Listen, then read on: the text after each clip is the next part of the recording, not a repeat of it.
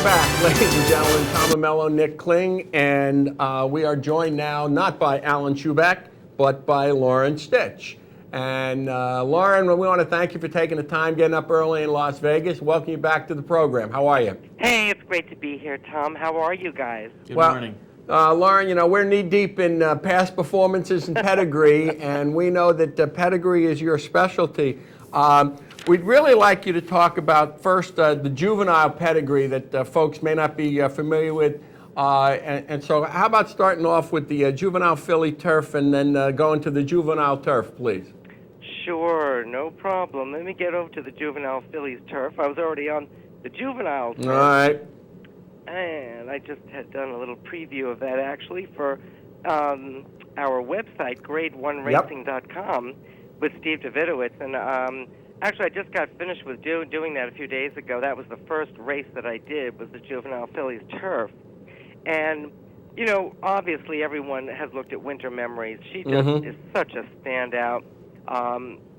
You know, Jimmy Toner, her trainer, is certainly not known for having his horses win first time out.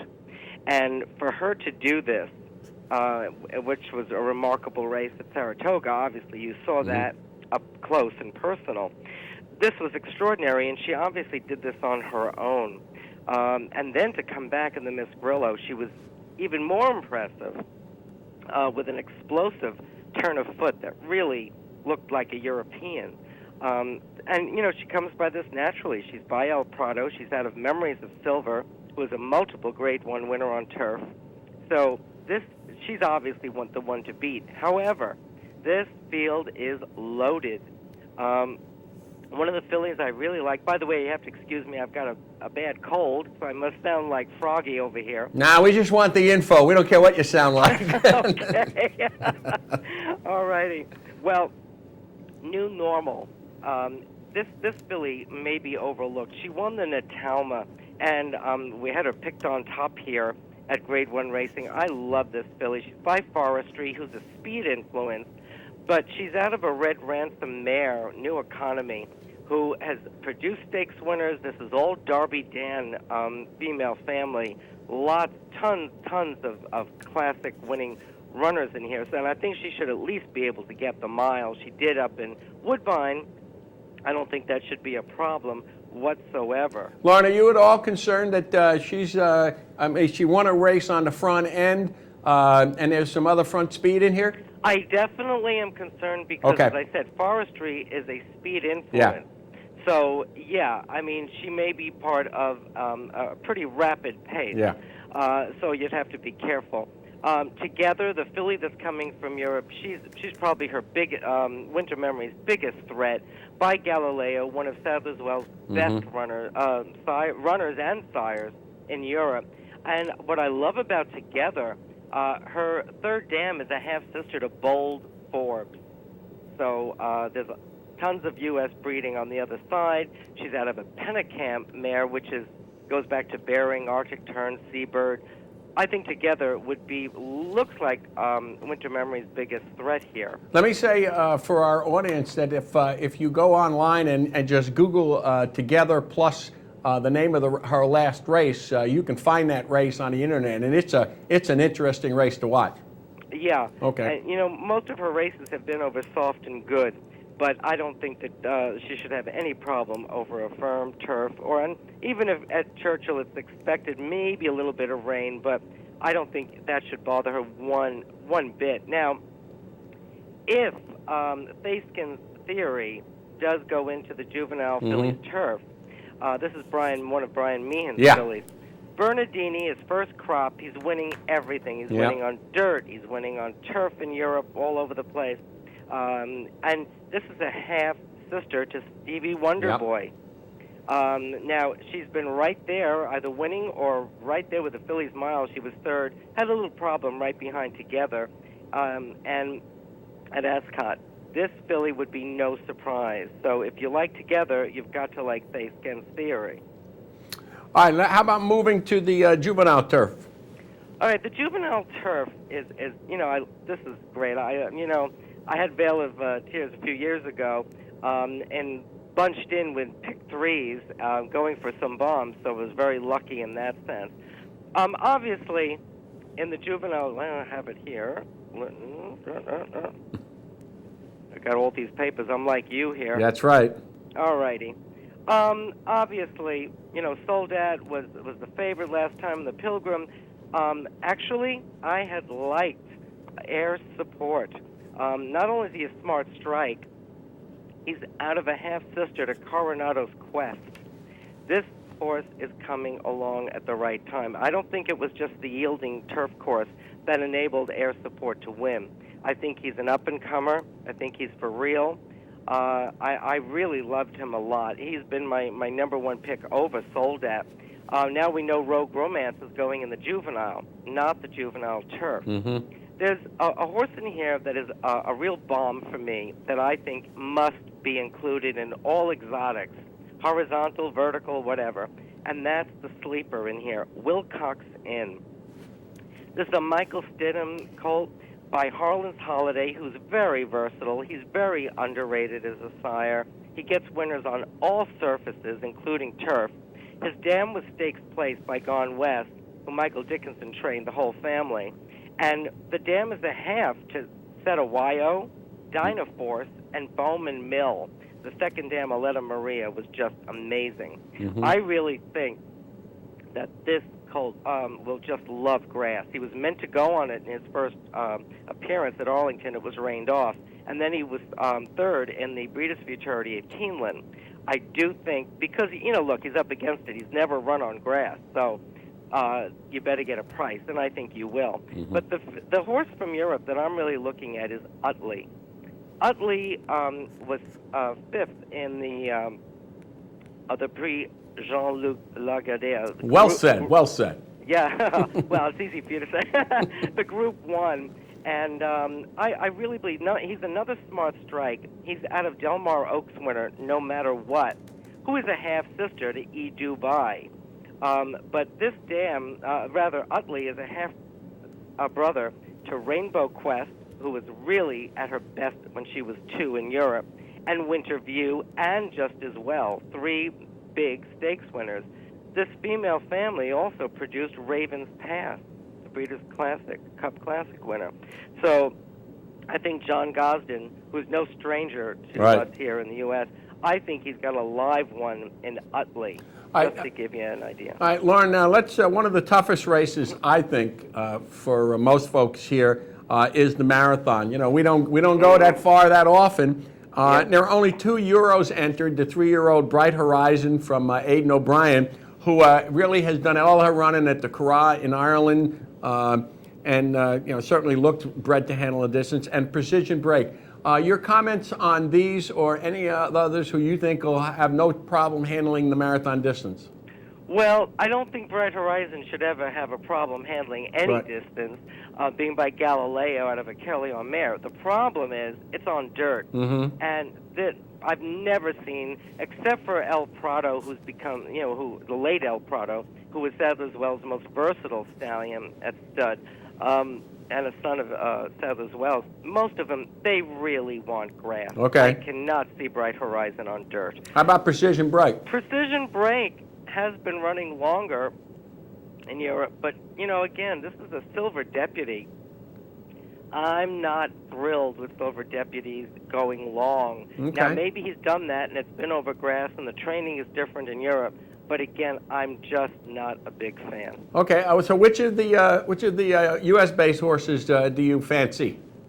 To be honest with you, the marathon is my least favorite. That makes 2 of us. That's why. Yeah, and I'll tell you why, Tom. Not because I don't like distance. I love it. But, most of these horses just are not bred anymore. Right. And it's who's going to last. Okay. Really, who's going to last? I was hoping there'd be some Europeans that would come in and, maybe that I would like. To be honest with you, I'll probably pass this race with so many others that, to go crazy Well, over. I was looking only because several of these have crossed paths in 2 or 3 races, taking turns, beating each other. So it's a wide open race. Okay. Yeah, I believe it is. How about the Filly and Mare Turf and then the Turf Classic? Okay, let's get over to the Filly and Mare Turf. I don't have this in order here. That's okay. Midday's back, in case you hadn't heard. Novel, of course, of course. Let me get over here. Probably. Oh no, we're a mile. You know what? We're all over the place here. I tell you what. You know what I would love to do is Sure. talk about. I think we're the juvenile fillies. We haven't talked about. And I really, my firm favorite in here is really AZ Warrior. Okay, juvenile fillies. Only All because right. I have it in front of me. Gotcha, And I know you not have a problem. time restraints. Okay. Yeah, AZ Warrior, another Bernardini, a half to EZ Warrior, JZ Warrior. This out of the mare Carson Jen, who's been a wonderful producer. This is Bob Baffert's filly. She came over from California, won the Frizette. I loved her in that race because I didn't like Our Heat Lightning. I think as the distances increase, a daughter of Trippy, I'm not thrilled about Our Heat Lightning. Tella Kelly, obviously from California, if she can handle the dirt, and she should, she's by Tappet out of a Tabasco Cap mare, should do well. I know she didn't train so well yesterday or the day before. Right, that's correct. Right, but, so I have to keep that in mind. I know Dick Dutrow is very excited about Believe in AP, an AP Indy, from JMS Stable. Another one, I think she's been under the radar, but I'm not crazy about her. I really believe AZ Warrior is strictly the filly to beat. Mm-hmm. Thaskin's Theory is going to go here, and this is another daughter of Bernardini. Right. It was obvious we didn't know if she was going to go on the turf or not, but now that she is going in this race, of course she's one to fear. This race could be wide open for an outsider that we don't know. And as I said, this is not only a daughter of Bernardini, right. She's a three-quarter sister to Stevie Wonderboy, right. And who won the Breeders' Cup Juvenile and was a champion. So I think that this could be the one to give her the biggest, because I just don't think a lot of these two-year-old fillies just have really excited me that much in here. I just have not been excited. The only one was AZ Warrior because of the distance. So Thaskin's Theory, if in this race, to me, she would be my second choice. All right. Well, rather than me sending you someplace, where would you like to go next? And then we'll finish up with the Classic and let you get back to sleep. Well, oh no, I'm not going to sleep. I'm up. I'm busy. Actually, you know what? Let's go to the Classic. Okay. I have a definite favorite in here, and it's not Zenyatta. Of course, I respect her, and I will be using her, but without question, my top choice is Blame. Mm-hmm. He has just been crazy. This is the horse that, number one, this is his home track. He trains on it. He's won on it. This is a horse bred to just love a mile and a quarter. And I think he's an example of why horses must run at 4 or even older, because sometimes we just don't see their best until that age. And he has blossomed. He's just, not only is he by Arch, but he's from the female family that produced Nureyev, Sadler's Wells, Moccasin, Rydan. It goes on. And I just think that race set him up in the Jockey Club Gold Cup. He had no way was he going to beat Hainesfield over that souped-up track that day. And I think he just ran very well to be second. I think there's going to be a ton of speed in here. And I think Blame and Zenyatta will be coming late, and in that long stretch, I look for Blame to win the race. Okay. Lauren, a question about a couple of things. Number one, as we talked about, I guess a little earlier, it does look like, the weather outlook is pretty good, but just in case, there is rain and the track comes up, muddy or sloppy, would you, from a pedigree point of view, think that would have any impact on Zenyatta? Well, that's something that we don't know. Certainly pedigree-wise, it should not. Mm-hmm. But the fact is, she's never run on anything like that. Right. Okay. So we don't know. And I mean, first of all, she hasn't run on anything other, as far as the dirt, outside of Arkansas. But I don't see any reason why she wouldn't. Class animals can handle anything. Mm-hmm. But it does put a little monkey wrench in. I mean, if it was something like that, a little moisture I don't think would be of any consequence. Even if it was sloppy, maybe not, but as you know, it's not exactly the easiest thing in the world to come from behind a packed field like this over a sloppy track from her style of running which might really be difficult. Blame certainly would be further up close. So yeah, that's just something we don't know, but I wouldn't think that it would bother her pedigree-wise, maybe only in her running style. And is Quality Road going to get 1.25 miles? I don't believe so. As always said, and we've heard this axiom many times, every horse can get 1.25 miles. It's whether they do it in 1:59 or 1:05. So yes, I mean, look, this is. I'm not taking anything away. He's a quality animal, no pun intended. And yes, he's going to go as far as he can. I think 1.125 miles is his optimum distance. Can he get 1.25 miles? Probably under the ideal circumstances. I don't think he'll get that here. This is not the kind of race that you think you're going to steal away to anything. I think he probably will have the lead coming to the top of the stretch. But I don't think his best 1/8 of a mile is his last 1/8 of a mile, especially at 1.25 miles. I think that will be telling. And if Blame could beat him in the Whitney at 1.125 miles, I don't see how he could beat him at 1.25 miles at Churchill Downs with much more speed, signed up. All right, Lauren. Lauren, we want to thank you very much. We want to encourage our members of our audience to log on to www.grade1racing.com for your columns, your information, and everything else that Steve and you folks have put up there. We appreciate you giving us your time. Good luck Friday and Saturday. Thanks so much, guys. Have a great time. It's going to be wonderful. Okay. Take care. Bye-bye. All right, ladies and gentlemen, we're going to take a break, and we expect to have Alan Schuback with us this time. Stay with us.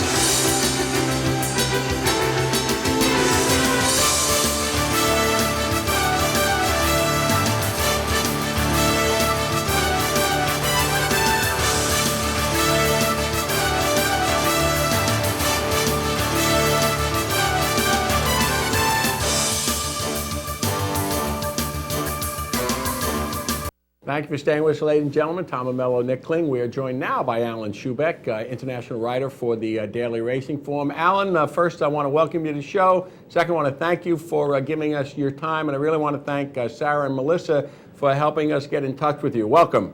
I'm glad to be on. Alan, let's not waste any time. You are the king of international racing, and there's about 40 or so horses that most of our folks are just unsure of. Can we start here? How do you see the marathon in terms of horses making a distance, and what do you think of the 2 Euros? The marathon is really a race that should be switched to turf, like the Breeders' Cup Limited is thinking of doing. That would attract much better brand of European horse. We have gotten some good ones in the past 2 years. Mahonic and Man of Iron were good horses. Mastery ran last year, and he won the St. Leger Stakes. But this year, they've got a couple of handicappers in here, Bright Horizon and Precision Break. I'm not particularly fond of either of them. They're both going to be running on dirt for the first time. That's different than switching from turf to synthetics like the 2 winners did in the last 2 years. I have my doubts about their abilities, although they certainly can stay the distance. I prefer the Brazilian bred, now trained in America by Eduardo Caramori, Alcomo. He should be able to stay the distance, and he's shown a liking for dirt as well. Okay, let's. That's fine. We appreciate that. Let's move to the 2 juvenile turf races. Let's start with the juvenile fillies race. We've got a few very good horses in here. Yeah, I think these two races should be dominated by the Europeans. The European 2-year-olds have been very strong this year, led by the remarkable Frankel. And even in the fillies race, Together is trained by Aidan O'Brien. And note that this year Aidan O'Brien will give Lasix to all his horses. Last year, the only one he gave it to was the marathon winner, Man of Iron, and that was his only winner. And he realizes that to be on the same playing field, you got to have Lasix. And so they will all run with Lasix together among them. Together was a next second in the Fillies Mile, one of the best 2-year-old filly races this season. Next time was third in a very valuable restricted race, and was actually beaten for second by Tale Untold, who's also in this race. Mm-hmm. These are the two best Europeans in the race. Tale Untold hasn't run in a group race yet, but should appreciate the step up to a mile. It was beaten the nose in these two restricted races. These are races for horses which were sold at the Tattersall's million sale as yearlings, and there are some very good horses. They're virtually Group 3 races, really, in effect. And I think it's difficult to separate Tale Untold and Together, although Together is probably a better bred horse and has the better connections. But you can't discount Quiet Oasis or Floodplain either. They're both on the improve. They've both been facing better horses than the American juvenile horses in the juvenile fillies turf. But I think it's Together and Tale Untold up near the front. Oh, I'd be remiss if I didn't ask you about Winter Memories. I mean, it's visually impressive, but just doesn't face the kind of competition at the Euros. Yes. Sure. I mean, the best American 2-year-olds are running in the juvenile and the juvenile fillies, and then the horses that run on turf as 2-year-olds are there because well, maybe they're bred for turf. There are any number of reasons, but they're not in the same class as the Americans that are running in the dirt races. Okay, the juvenile turf, please. Yeah, the juvenile turf is a very similar race. Aidan O'Brien has the favorite in here, Master of Hounds. He improved greatly to finish third in the Racing Post Trophy, which is one of the 2 or 3 best juvenile races in Europe. He's by King Mambo. He's trained by Aidan O'Brien, as I said, and was beaten by Casamento in the Racing Post Trophy. If he runs that kind of race again, he's going to be almost impossible to beat. Duck Scholar is an improving type who just missed in his last race, a Group 3 race against Clamor. Now, Clamor was considered for this race for a while. They decided to go in the Horace Hill Stakes, and it paid off. He won. But prior to that, Clamor had finished second to the unbeatable Frankel in the Royal Lodge Stakes. Admittedly, he was 10 lengths behind, but he was the next best. And here's Duck Scholar, just a nose behind Clamor. So he has to be considered. The one that you really have to be careful of, though, is Mantoba. I think he's the one who's going to be overlooked. He's trained by Brian Meehan. His last victory was only in an allowance race, but it was something called the Houghton Condition Stakes. This is an historic old race at Newmarket that is frequently used by horses who are going to be running in group races as 3-year-olds. A couple years ago, Red Rocks finished second in the Houghton Condition Stakes. He later went on to win the Breeders' Cup Turf. 2 years ago, Mastery finished third in the race, and he later went on to win the St. Leger Stakes. That's the kind of race that the Houghton Condition Stakes is, and Mantoba won the race. So I think it's its value in this race among the Europeans. It's Mantoba. Alan, any concern about the configuration of the Churchill Turf Course for these younger horses that don't have as much experience? In the past, I don't think there's been any real problem. Just because horses 2-year-olds in Europe do most of their running on straight courses doesn't mean that they can't handle turns. They do run on turns sometimes in workouts. Right. They also go uphill and downhill. They're pretty versatile. And Master of Hounds has run over a left-handed course twice. He was second at Leopardstown, and he won at Tipperary. So he's got no problem with left-handed turns. The juvenile fillies and the juvenile will have a couple of Euros there. Thaskin's Theory was cross-entered in both the turf and the fillies race, but may end up on dirt. Yes, Thaskin's Theory will run in the juvenile fillies. That's really been her stated intention all the way. And both of these horses are very different. This one, Thaskin's and Biandetti, in the juvenile. They're both by Bernardini, who's having a sensational first year as a stallion. We remember Bernardini. He won the Preakness Stakes, the Travers Stakes, the Jockey Club Gold Cup. He's a dirt horse. Thaskin's Theory, I am told, is a big strapping filly who Didn't quite stay the uphill mile in the fillies mile. She was third, I think, a nose or a neck behind Together, who's going in the juvenile fillies turf. But Dayskin Theory is also a half-sister to Stevie Wonderboy, who won the Breeders' Cup Juvenile a few years ago. So there's real hope that she will be able to handle the dirt and, closely bred to a very top-class 2-year-old. She looks like she might be real value there. Of course, she's playing the American game on dirt, so there's a question there, but I think she's got a good chance. Bondetti?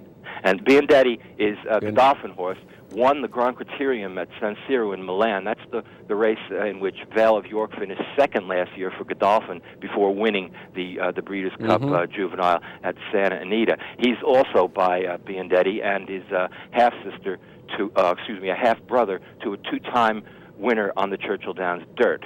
So, there are signs in the sun and the moon that say Biandetti should do well, although I think he's got a tougher task than Dayskin's Theory. Repeaters, Midday's back and Goldakova are back. Let's take the turf first and talk about Midday's coming up to the race, and then Plumania from Andre Fabre. Yeah, Midday is probably going to be the strongest favorite of the day, but her race is actually tougher than last year. She'll have no trouble stepping up to 1 mile and 3/8. She's won at 1.5 miles her last 2 races. But in Plumania, she's facing a horse that she was only about 3/4 of a length in front of in the Prix Vermeil. Plumania then finished way behind the Prix de l'Arc de Triomphe. There was no reason for it. Maybe it was just a blip. Maybe she was in season. But at her best, she's 3/4 of a length behind Midday, and you got to include her. There's also another one, Red Desire, the Japanese horse, who was a close third in the Flower Bowl. This is a fast-closing filly. Had a great workout the other day. She's virtually in the same league with Buena Vista, who's the best horse, the best filly or mare in Japan, and who won the Autumn Tenno Show yesterday at Tokyo, beating Colts by 2 easy lengths. So, Buena Vista paid a big compliment to Red Desire. It's going to be a close call. Midday's going to have to be at her best to win the race, but Plumania and Red Desire are going to be right there. Alan, go ahead. Given Andre Fabre's reputation, should we just, draw a line through Plumania's last race and say, Fabre knows what he's doing and she should run well? Yeah, I think so. She may not have liked the ground. It was very soft at Longchamp that day. She's beaten Colts in the Grand Prix de Saint-Cloud, a Group 1 1.5 miles. But frankly, I would prefer either Midday or Red Desire to Plumania. Okay. One last thing on Red Desire. In the Flower Bowl, she was up close to the pace, to a slow pace, and did finish well. Do you see her back further in the pack? In Japan, that's the way she runs all of her races. She comes from further behind. I think when the Japanese come to foreign countries, they get a little skittish. Deep Impact lost his chance in the Arc. He had always come from well out of it, and he was right up there in the front in the Arc. I don't know what their tactics were, but I would much prefer to see her back around 7th or 8th, as long as she gets a fast pace. Okay. Now the Queen, Goldakova, and there is this whole notion. Here in America, it's at least this year it's Zenyatta heading for 20. Goldakova has not really done anything wrong. Goldakova in this race with Paco Boy, and how do you see the mile? Well, I think that the only thing that could beat Goldakova in the mile is a combination of soft ground and a troubled trip. I think if she gets one or the other, she could still overcome it because she's got such great acceleration. And I don't think that a great jockey like Olivier Pellier is going to allow her to get into trouble. Freddie Hedges said he doesn't want her to get the outside draw again, but last year she had the outside draw and she still won, even though she had to check slightly in mid-stretch. fantastic acceleration, fantastic record this year. She's more versatile than Zenyatta. She's won at 7 furlongs and set a course record at 1 mile and 1/8 and 55 yards this year at Longchamp. So her range of distances this year is greater than Zenyatta.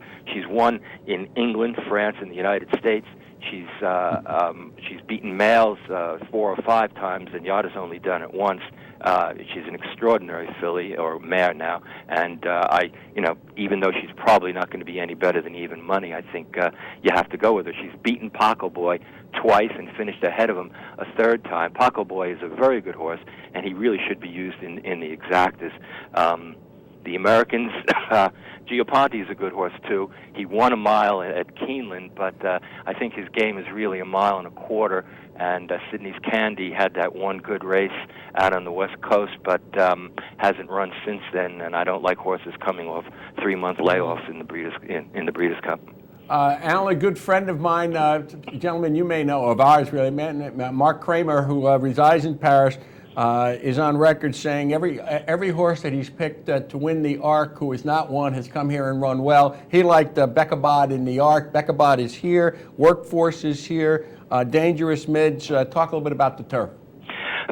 Well, Workforce is trying to do what no Arc winner has ever done, win the turf. 5 have tried, 5 have failed. The thing about him is that he's very lightly raced. He's only had 5 races. I hope we can discount his bad race in the King George. If we can't, he's inconsistent. If we can, then he's the 7-length course record-setting winner of the Epsom Derby and the winner of the Prix de l'Arc de Triomphe. The Arc was his first race since late July, so he should improve for that race, especially since he's only had 5 races. But Bekabad, who's bred to go 1.5 miles and has won 2 Group 1 race, or Group 1 and a Group 2 at 1.5 miles, had a very troubled trip in the Arc.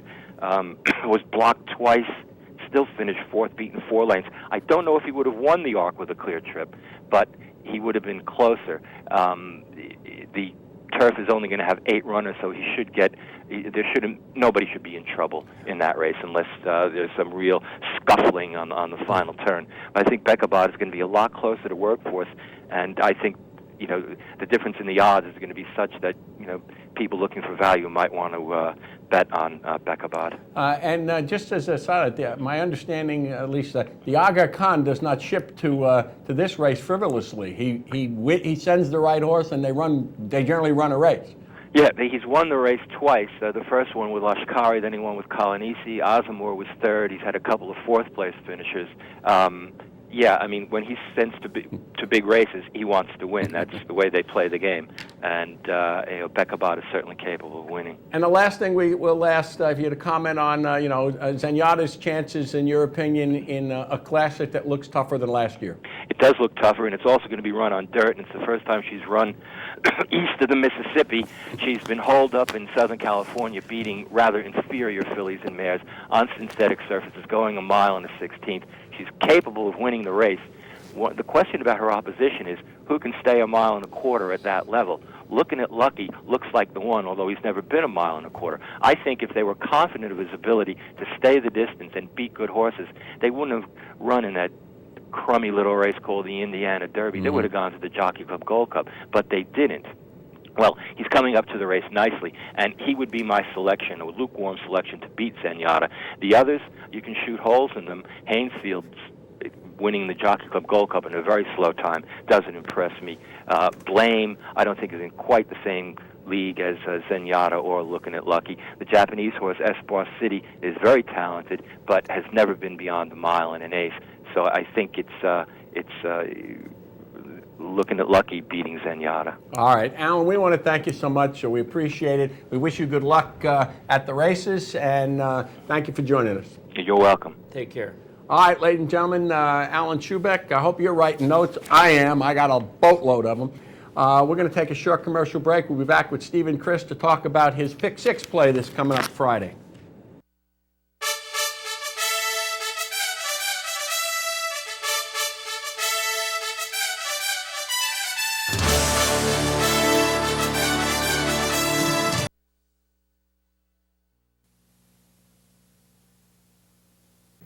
This portion of the program brought to you by the Teletheater, at 711 Central Avenue in Albany. All the fun, all the action, all year round. Capital OTB, the region's premier horse racing simulcast facility, featuring the country's most prestigious tracks. Visit one of our more than 40 branches, wager at our Easy Bet locations, or open a Capital Bets account and wager today from the comfort of home. There's plenty of racing excitement for everyone. Your chances are better with Capital OTB.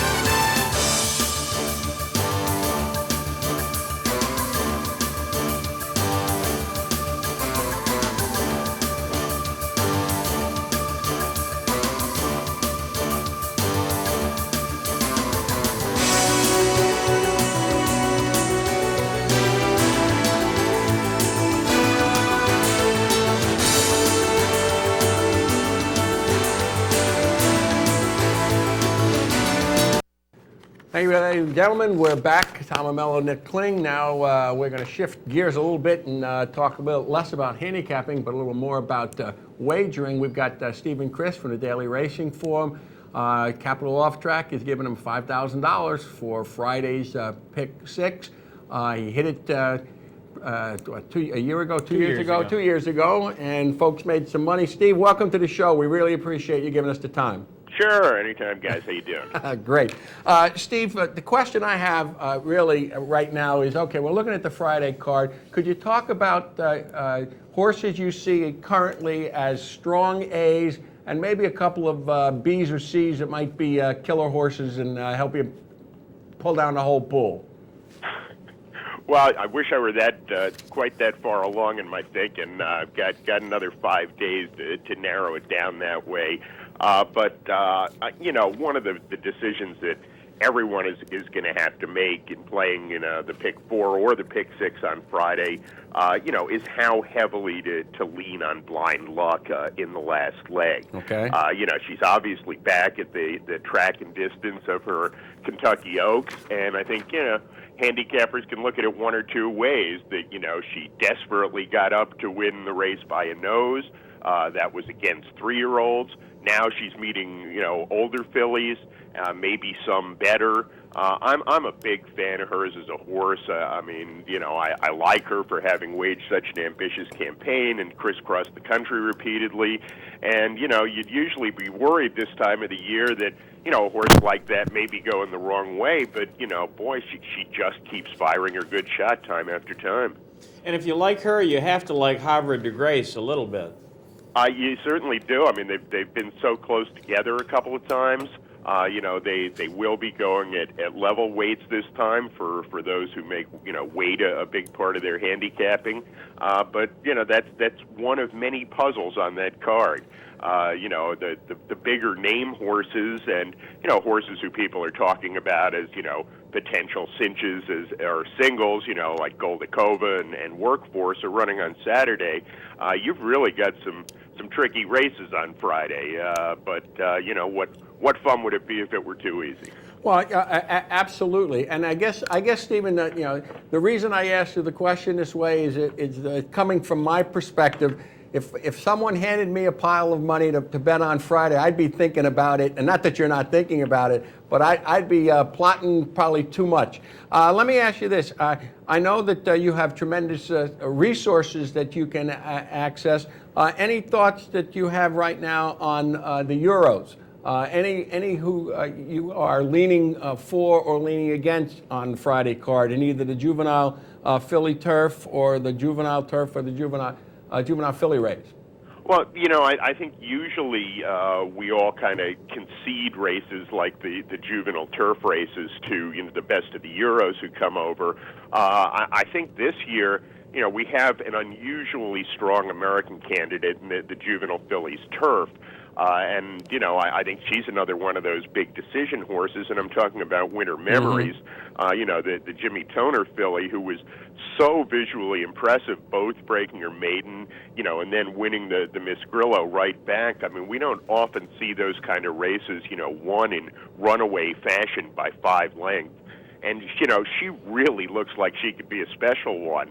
Most of our better grass fillies in this country seem to, you know, tend to emerge in the middle to late of their 3-year-old year or even later. And this is very exciting to have, you know, clearly a grade 1 quality kind of grass filly show herself so early. All right, let me ask you this. In the filly and mare sprint, just to come to dirt and switch a little bit, you know, Rick Dutrow has a 7-furlong specialist in Rightly So. This is a New York bred who, for the first half of her career, worked her way through New York bred conditions and stake. I mean, she's flat out fast. She caught pretty much of a speed favoring track on Travers Day. How do you feel about Rightly So, knowing, you know, having watched her races? Yeah, I have a tremendous amount of respect for her. I mean, she's a genuine, honest filly who fires every time and wins a lot of photos. She's not a horse I could ever lean on or single. To me, the filly and mare sprint is one of the more wide open races on the Friday card. You know, you've got horses from all 4 corners. There is no clear leader in the division this year, and that's a race where I'm not going to throw out Rightly So just because she's the favorite, but I thought that was really an open race. How do you feel about the horses, sort of like Switch? Switch has had one race on dirt in the Kentucky Oaks, I believe it was, where she ran pretty well for a mile, and she's going to be making a first dirt sprint, really turning back to the sprint. Do you like, I mean, how do you feel about the turn back angle when it comes to graded stake sprints? I am a sucker for turnbacks. Okay. I admittedly am a sucker for turnbacks. I always give horses cutting back in distance a little extra look. I mean, it goes back to the kind of champion of the turnback in his day was Woody Stevens. It was his favorite move as a trainer. It was his favorite move as a gambler. And, you know, Woody liked to bet on his own horses when they'd be a price, and he liked their chances. And his favorite thing in the world was turning back from 1 1/16 around 2 turns to 7 furlongs around 1 turn. I probably pick and bet on those kind of horses a little too often, but I just know that about myself as a horse player. I'm always looking for that angle. Sometimes just the conditioning that they have, the bottom that they have from those 2-turn races, they can just be explosive at 7 furlongs around 1 turn. Steve, let's throw you into Saturday. Randy Moss did a webcast for the NTRA yesterday where he said if Zenyatta had raced all of her 19 previous races on dirt, she would have lost 3 or 4 times. You know, how would you assess that statement, and will she be an A for you? She'll absolutely be an A. I mean, you know, I could never single her in this spot, but I could never leave her off my ticket.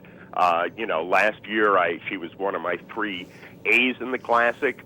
You know, I didn't pick her to win the race, but, you know, I mean, why play with fire? She obviously can win the race. I understand what Randy's saying directionally. I mean, that's a little too hypothetical for me to try to reimagine, you know, each of her 17 synthetic races as a dirt race.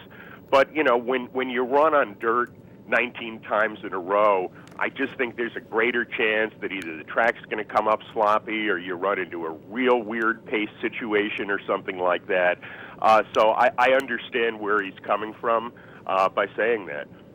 Well, Steve, we want to thank you so much for joining us. I know you'll be getting to work soon on this, and we want to wish you luck, and we want to wish luck to the 50 Capital off-track patrons you are representing. So good luck for you, and good luck for them.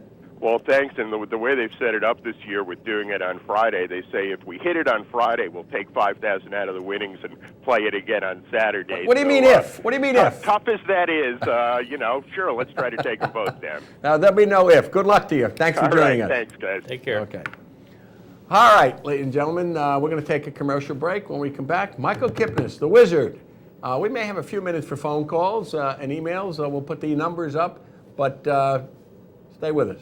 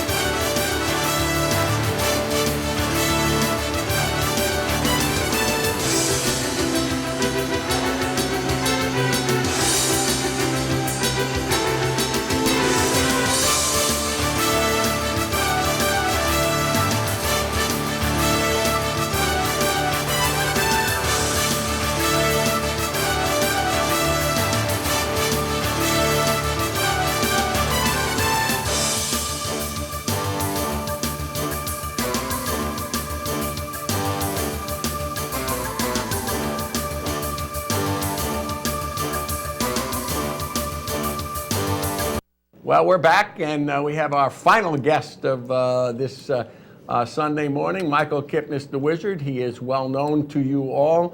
And Michael, welcome back to the show. There are two things that we're going to talk about here. First of all, you want to tell folks about a change in your business life, and then we'll talk the Breeders' Cup. So it's you. Okay, well, good morning, guys. After 22 years, I have decided to not sell my products anymore at a company down in Kentucky, and instead sell all my products on my website at selectionsbythewizard.net. I started that last week, and will continue to do so. All right. So the bottom line is, if you want to access Wizard Publications products, you go to selectionsbythewizard.net. And Michael, you're still running the blogs from California and New York, although today's the last day for the Belmont blog, yes? Right, and I'll continue at Aqueduct as well as Hollywood Park when they start on Thursday. I think Aqueduct starts on Friday. And again, like I've been doing since Saratoga and Del Mar, I give track bias information, horses to watch, and other valuable, information to help the betting public. Okay, let's go to the Breeders' Cup. Michael, I know you've been working primarily on and spending your time on the Saturday card. So why don't we start with the Classic, as opposed to anything else? We've had a couple of folks on, and we've asked everybody the question about Zenyatta in this particular situation. She's coming to race on dirt, and you can make the argument that this is a tougher field. Would you talk briefly about how you see the Classic a little bit before we get posts? Well, as far as Zenyatta goes, it's impossible to knock her consistency and record. It's other than Ruffian, she's the best mare I've ever seen. She just what could you say? She's done everything. She won the Classic. I don't know how much more difficult this is than last year. It really, to me, doesn't matter. It was the style on which she won. She's obviously a horse that will be overbet. Absolutely, no doubt in my mind. And the reason isn't just because of her record and her mystique, but the whole circumstances surrounding her final race before she ends her career, as well as so many people wanting to buy tickets and save them just to have them as souvenirs. And, you're talking about a lot of $2 tickets.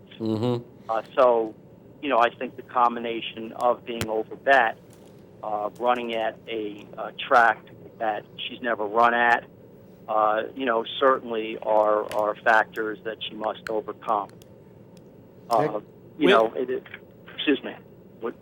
Wiz, I was just going to go to her primary competition. You've got, I think people would isolate Blame, Quality Road, and Looking at Lucky as the three horses most likely to beat her if somebody beats Zenyatta, and all of them have questions to answer. With Quality Road, it's the 1.25 mile distance. With Blame, can he was his last race a prep that he can rebound from, and can he get the 1.25 mile distance? And with Looking at Lucky, does he class up with these older horses? Well, as far as Quality Road goes, I'm very negative on him. I didn't really care very much for his last race, even though he won by 4 3/4. I remember watching the race and saying afterwards, he's just not the same. The field was very weak, and, I thought he had to work hard, even though he did take a 3-length lead in upper stretch and won by 4 3/4. I didn't think it was as impressive an effort as prior starts. Obviously, he has tactical speed, and I don't think he's going to get away with anything easy, because you have First Dude in the race, right, which will occupy him as well as Hainsfield. Will probably sit right off, but they're going to attack him on the far turn, which could set it up for horses off the pace.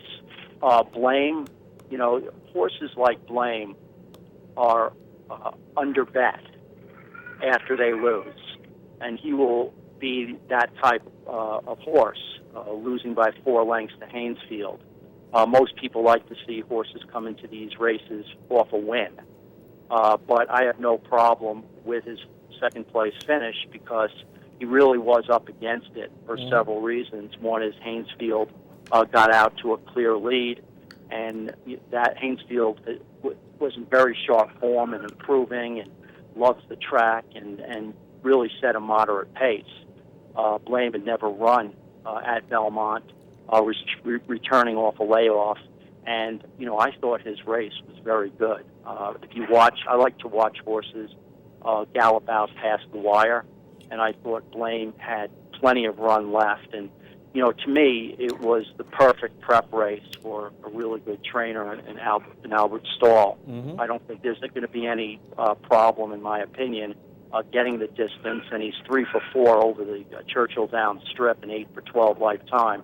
I think all those factors are in his favor to run a much improved effort. The only question I have is, is he good enough? But there's no indication from his past performances that he isn't. If you threw out his last race, let's say he won his last race, he would be the favorite in the Breeders' Cup Classic. So, I think he's very dangerous. As far as looking at Lucky, I always thought he was the best 3-year-old in a crop that was very average, but he stood tall with those horses, and certainly has proven that he is clearly best of his competition during the year.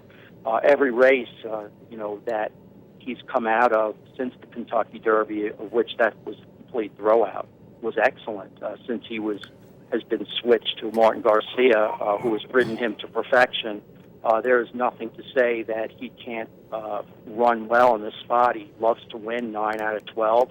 These 3-year-olds at this time of the year are more like 4-year-olds, and he's at the top of his game. So I think he's certainly a real danger. So we talked about those horses, but I just want to mention... Wislam, let me just quick, before you go to another horse, you follow Bob Baffert as closely as anybody.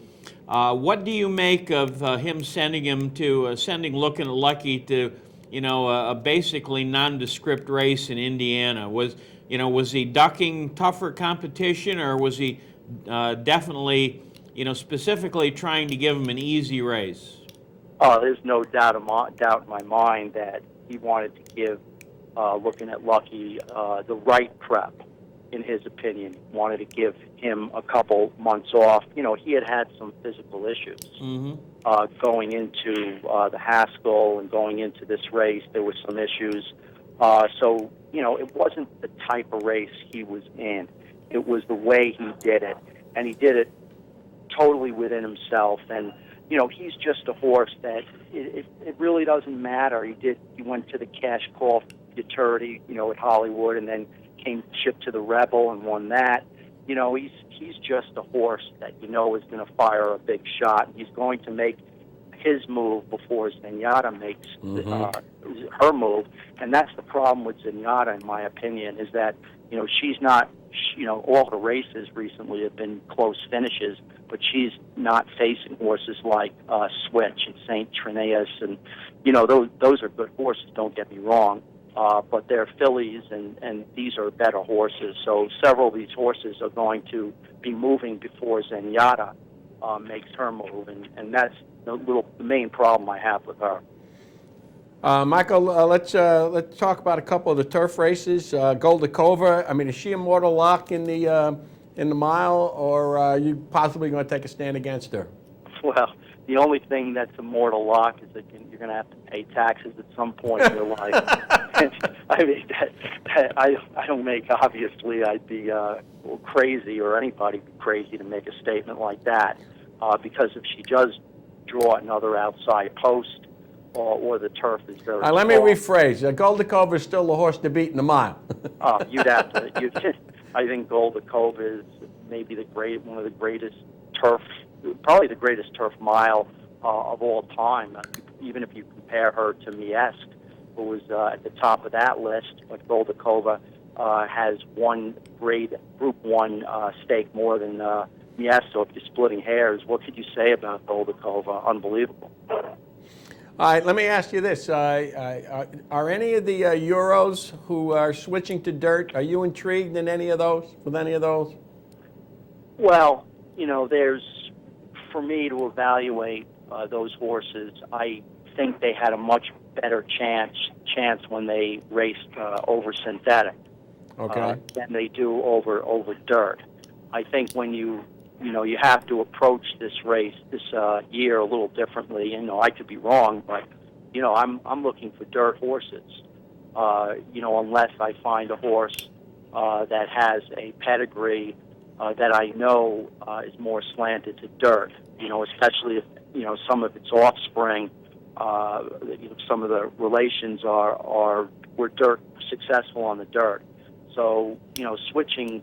It's very hard for these horses that have great form on synthetic to go to Churchill, which is a quirky track in its own right, to have that same type of form. So, that would be my angle. I mean, I'm not going to move those horses up, of course, and I think they, the dirt horses were up against it last year at Santa Anita, and why shouldn't the same be this year, synthetic going to dirt? Have you formed any opinion yet on the juvenile? I know, it looks loaded. Uncle Mo and Boys at Toscanova, Stay Thirsty. Some of these horses, they've all run well. They've all run fast. Are any of them truly distance challenged? What do you think? Well, it's a large field, and post position could play a part. I mean, you take a horse like Uncle Mo, he has such great speed and cruising speed that even if he drew outside, I'm not so sure that he can't get the lead or stalk. I think a horse that might be slightly more disadvantaged with an outside post could be Boys at Toscanova. But, if you look at this field very closely, you have to say, based on everything I've seen, is that, and I'm not telling you anything differently than the board is going to show, but really it's splitting Uncle Mo or Boys at Toscanova and deciding which of the two that you prefer, because I don't see anyone else winning this race, to be honest with you. Whether they run 1, 2 in some order is one thing, and that stands to reason it could happen. But something else in the field coming to upset those two, I don't think is in the cards. Michael, just here's a question. It's not on the racing itself, but what advice would you give folks with 2 days of great racing like this in terms of bankroll? I mean, it's how do you maximize? Let's say you got $500 that you want to spend on the 2 days, $250 a day or $300 a day. Any thoughts? Well, certainly. First of all, even if whatever your bankroll is, you have to not go in there thinking this is the day of the year. This is where you shoot it all. That you have to, prove that this is where all your money is going. And I've had some customers inquire when I'm going to be selling my stake sheet, and I tell them when, and they, have waited all year to bet all their money on these 2 days. And I know it's a challenge, and there's certainly some sound reasoning to bet aggressively on these days, because the pools are tremendous. And I found last year that the rolling, and I'm not a big multi-race player. I prefer to attack the one particular race, but because the pools are so big, and if you have a key horse, say Goldakova is a horse you want to single, all these races are pretty wide open, and the payoffs are tremendous. But I must say that the best play and the hardest play to make, and they will be offering on every race both days, is the 10-cent super. And if you're thinking of playing tries, I would say to you, don't. I would say instead, take that combination of horses you either want, what you want to put second, first or second. And if you're betting small money, you can go in all. Or you can just take, two horses or three horses you think could win with maybe 6 horses or spread out in the second and third legs. And don't forget to push the all button in the fourth leg, So the 10-cent super you see as an opportunity for folks to maximize, because it could be a huge payout. Oh, absolutely. Yeah. I mean, you see, I gave away a superfecta sheet last week for free to my customers, and it was like a $25 to $30 investment, and the 10-cent super paid almost $1,000. Yeah. Okay. And I got lucky because I did the all in the end. Okay. All right, Michael. Your Breeders' Cup sheets will be up when on selectionsbythewizard.net? Well, I have several products. One is the main stake sheet, and that has the wagering strategies that I'm giving out. And Fridays will be available on Wednesday, and Saturday will be available on Thursday. Okay. And that, and I have several other products. Okay. All right, Michael. Good talking to you. Get some rest, and we'll be talking to you later in the day or later in the week. Okay. Okay. Thanks a lot. Take care. Okay, Bob. Michael Kipnis, the Wizard. Okay. So let's kind of wrap up this day. But Steve Christ is getting ready for the $5,000 he's going to invest in the Pick Six for 50 capital off-track players. I think that he's as wide open as some of these races are. I think he's got a better chance of hitting the Friday card than the Saturday card. What do you think? Well, his opinion seemed to be the opposite. I thought that he looked at Goldakova, say, on Saturday as a very strong A, and then in the turf race, Right. With Workforce and Bekabad, I'm not sure how much deeper than you have to go than those two. I thought the Friday card looked tougher to me. Okay. Having not looked too hard at the Saturday card, I guess I'm not gonna comment on that. I really haven't started Saturdays yet. There is one Mortal Lock on Saturday. There is. Yeah, And that is in the juvenile. in the juvenile. And that is. Just pay attention. Oh to no. No, I'm not letting you out of here. Well, obviously post position. You Yeah, have to wait yeah. for that. But assuming that there's no problem with post positions Yeah. and the weather looks like it's going to be okay, I don't think they're going to beat Boys at Toscanova. Okay. There's no way. Okay.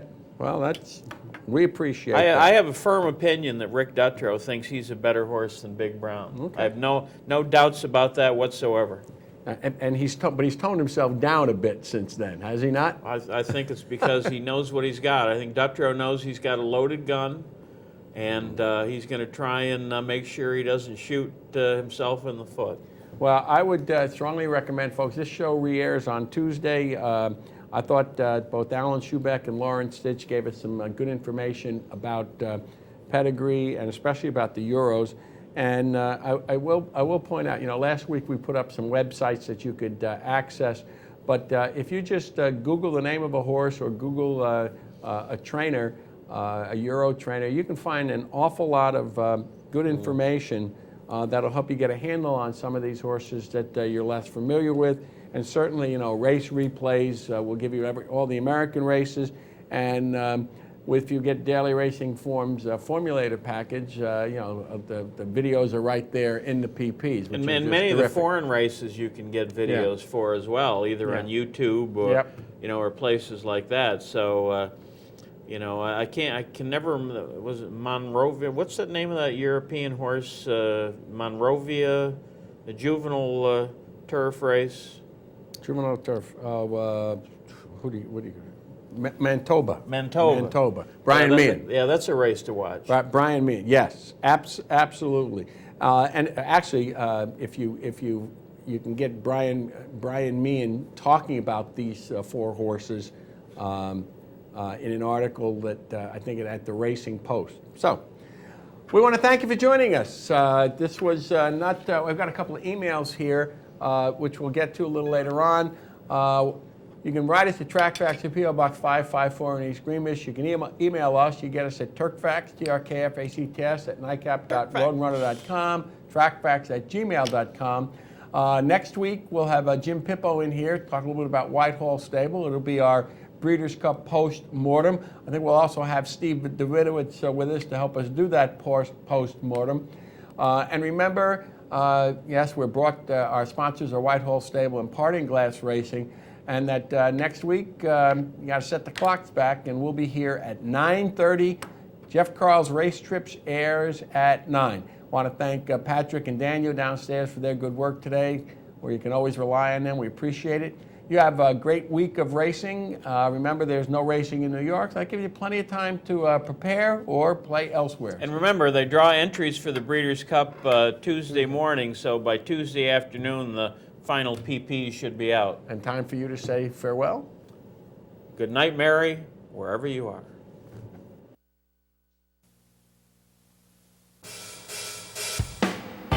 You are watching Capital Off Track Betting Television Network. What's